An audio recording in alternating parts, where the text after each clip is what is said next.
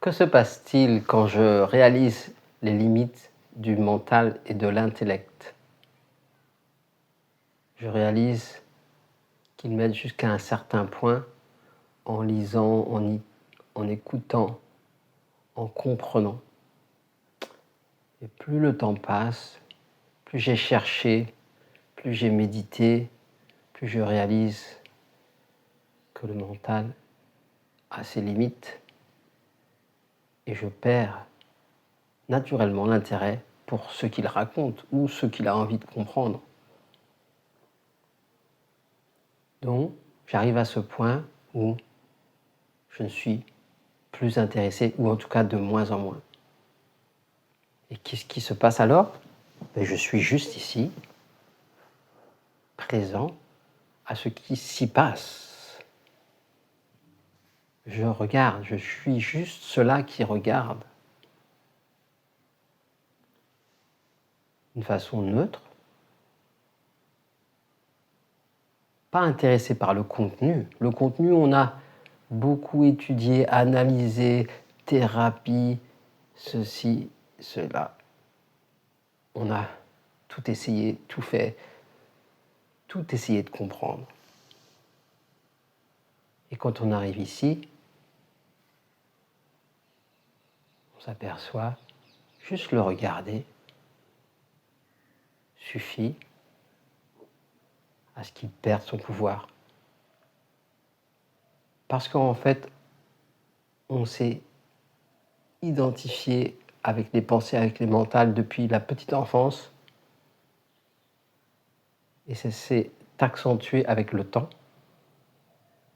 L'identification est devenue de plus en plus forte, au point que le moi s'est insinué dans toutes les pensées,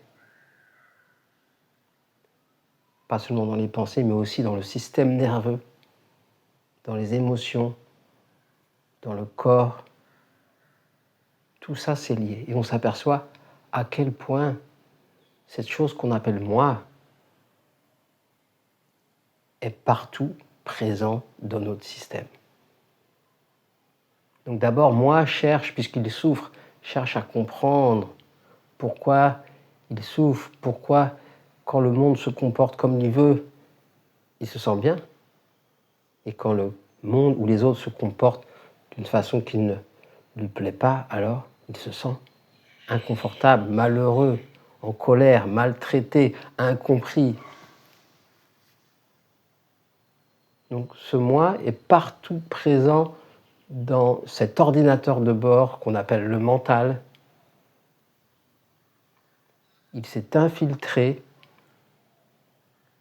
et on a pris tellement cela pour réel qu'on pense vraiment que moi, c'est ce que je suis.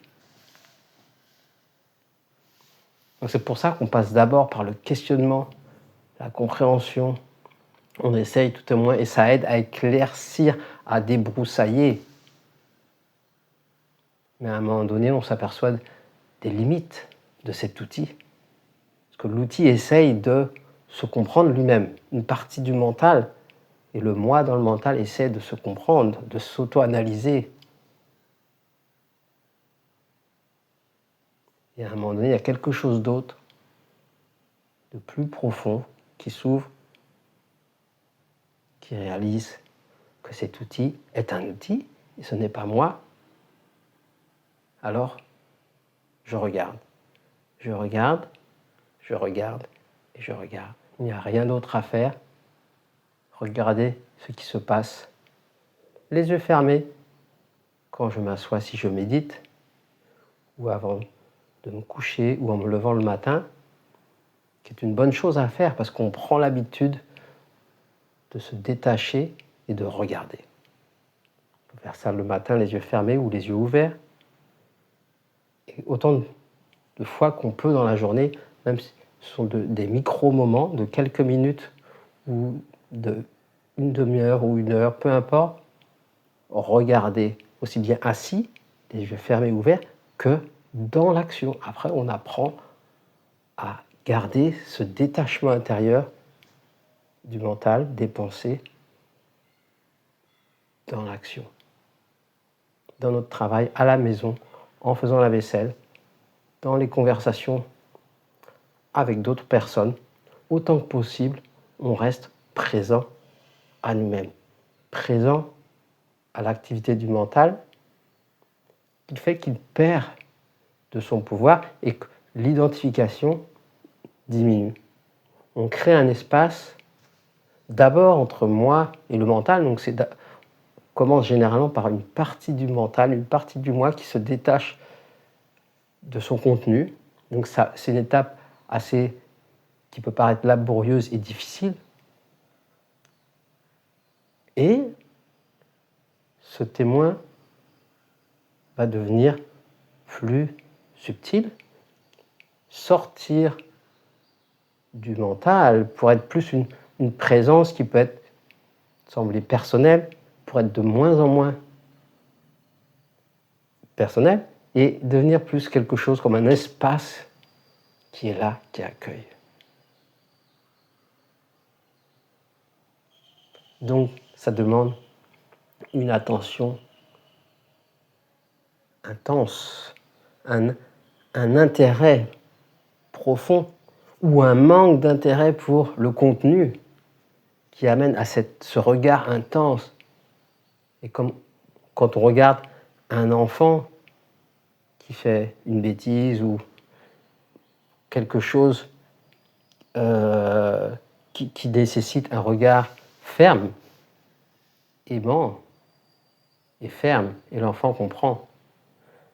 De la même manière, le mental, juste par notre regard, notre présence, le flux s'apaise, le détachement intérieur entre cette présence et le mental devient plus clair et je deviens de plus en plus autonome en tant que cette présence par rapport au mental qui est un outil qui est utilisé quand il y a besoin, plutôt pour des choses pratiques, alors que habituellement la plus grande partie des pensées est basée sur des projections du passé et du futur avec des émotions, des conditionnements, des croyances, des choses qui sont venues se mettre ici dans notre système et qui se répètent automatiquement sans même qu'on en ait conscience. Donc ça demande une grande vigilance, une attention, une présence à soi. Comme disait Jésus ou Bouddha, je ne sais plus, sois une lumière pour toi-même. Sois une lumière. Donc le projecteur, la présence regarde les mouvements de la pensée, du mental et observe comment cet ordinateur a été construit. Il prend des photos, quelque chose se passe, chaque instant, le mental prend une photo. Le mental prend une photo et le place quelque part dans le disque dur. Et quand une autre situation se présente, il ressort d'autres diapositives et les compare. Bien, mal, comparaison, c'est un système très complexe, comme un ordinateur exactement. Et on s'est pris pour cet ordinateur. Et on souffre parce que il y a des hauts et des bas. Donc quand c'est en haut, on est bien, quand c'est en bas, on ne va pas. Donc on peut rester dans ce système de haut et de bas, de j'aime, je n'aime pas, de préférence, mais on est ballotté. Et à un moment donné, on dit assez, maintenant, il y a un appel intérieur pour quelque chose d'autre qui est toujours là, qui n'est pas dans ce jeu de haut et de bas, qui cherche à se retrouver, se reconnaître, cette présence silencieuse qui devient de plus en plus évidente naturellement, le plus j'observe l'outil que je crois être, aussi bien le mental que le corps, que les corps subtils. Donc, il n'y a rien à faire. On dépasse le stade de la compréhension des questions pour arriver à une observation simple, la simplicité d'être.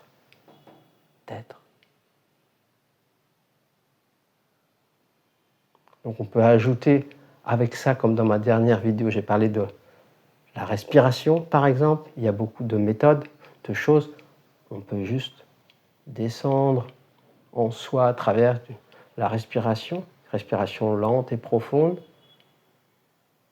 et de se laisser glisser, lâcher l'emprise sur le mental, sur les pensées, sur le corps, sur les émotions, sur l'habitude à vouloir saisir ce qui est agréable et repousser ce qui est désagréable. Regardez ces mains aussi invisibles qui sont là, et regardez aussi ce mouvement. Attraction, répulsion. Désir, peur. Donc le mouvement basique, c'est j'attire, je repousse. J'aime, je n'aime pas. J'attire, je repousse. Observez ce mouvement et restez derrière les coulisses. Pas comme un évitement. On reste bien là, bien présent, bien ancré dans le moment. Donc ce n'est pas une fuite. C'est l'inverse. C'est prendre pleine responsabilité de ce qui se passe ici et cesser de condamner le monde, condamner les autres, condamner la météo, prendre pleine responsabilité en étant simplement ici. On alterne entre des moments assis, les yeux fermés ou ouverts quand on se repose, avant de se coucher, et dans le mouvement. Donc c'est un détachement progressif de ce qu'on a longtemps cru être un corps et un mental pour réaliser qu'on est ce silence, cette présence, l'être, dans quoi les choses animées bougent et vivent, ces êtres, l'être humain, ce personnage, vivent dans cet espace, la vie. Et la vie circule beaucoup mieux, moins il y a de moi à bloquer le flot de l'énergie à travers le mental, le corps, les émotions, tout. Plus ça se libère de ce moi qui bloque. C'est pas que ça doit être un ennemi, le moi, c'est une observation neutre. C'est juste par le regard, la présence, possiblement une présence aimante, juste être là avec. Et on laisse, par cette simple présence, les choses se font. Donc on comprend l'importance de la relaxation profonde, très profonde, dans ce silence toujours présent, qui est la chose la plus puissante qui puisse être. Toutes les autres choses qu'on peut faire, thérapie, pratique ou autre, peuvent être des aides sur le plan du faire. Et l'être, c'est la grande médecine où il n'y a rien à faire. Tout se délie, se défait naturellement, juste en étant ici. Merci d'avoir regardé. Je vous retrouve très bientôt. À bientôt.